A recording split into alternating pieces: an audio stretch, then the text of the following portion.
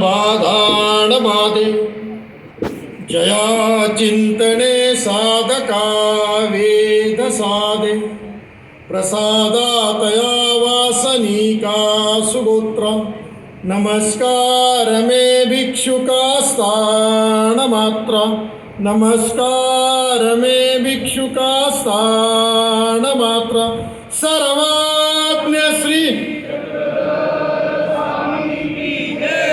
संख्येने जास्त होत आपण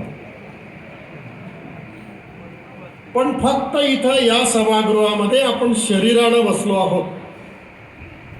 मनानं अजूनही आपण आपल्या घरामध्ये फिरत आहोत.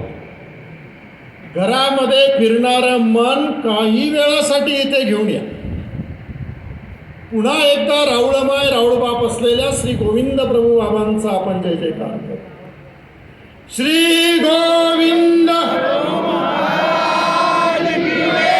50% तुम्ही आला. या मार्गाशी अधिकारण असलेल्या श्री दत्तात्रय प्रभूंचा जय जयकार आपल्याला करावाच लागेल. कोल्हापूरची भिक्षा मागून श्री दत्तात्रय प्रभू आता पंचाळेश्वरला पोहोचलेले आहेत. काही वेळातच भोजनाला सुरुवात होणार आहे. आपल्याला आता श्री दत्तात्रय प्रभूंचा जय जयकार करून श्री दत्तात्रय प्रभूंनी पंचाळेश्वरवरून फक्त तिरप्या थोड्याशा नजरेने आपल्या या कार्यक्रमाकडे बघावं आणि म्हणून तो आवाज, आपला आवाज हा आता पंचाळेश्वर पर्यंत गेला पाहिजे. आणि म्हणून पुन्हा एकदा आपण श्री दत्तात्रय प्रभूंचा जय जयकार करू. श्री दत्तात्रय.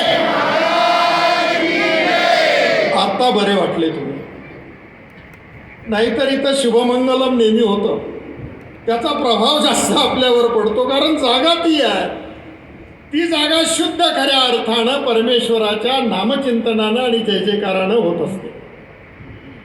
आज या ठिकाणी नूतनाश्रम उद्घाटन, मूर्ती स्थापना, अपूर्व भेटकाळ व पंचावतार उपहार महोत्सव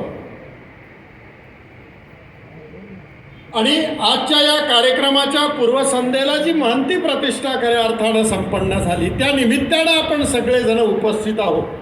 त्या निमित्तानं ही धर्मसभा, धर्मसभेचे अध्यक्ष, धर्मसभेचे कार्याध्यक्ष, धर्मसभेचे स्वागताध्यक्ष आणि त्याचप्रमाणे या ठिकाणी उपस्थित असलेले सर्व आदरणीय प्रातस्मरणीय आमनाय आचार्य या ठिकाणी आहेत, आचार्य आहेत, संत महंत आणि या ठिकाणी उपस्थित असलेले सर्व भिक्षुक तपस्विनी सश्रद्ध अंतकरणानं प्रभू श्री चक्रधरांच्या श्रीचरणावर श्रद्धा समर्पित करण्यासाठी उपस्थित असलेली सर्व मातृतुल्य पितृतुल्य मंडळी, बंधू भगिनी आणि बालमित्रांनो, खरं तर नूतन आश्रम उद्घाटन, मूर्ती स्थापना या निमित्तानं आपण या ठिकाणी आज या ठिकाणी एकत्रित झालेलो आहोत.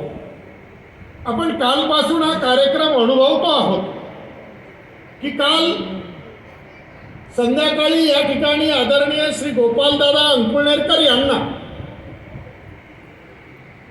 आमनाय आचार्य बुलढाणा निवासी बाबाजींची शिष्यगादी पुसतकर ही महंती प्रतिष्ठा तुम्हा आम्हा सर्वांच्या साक्षी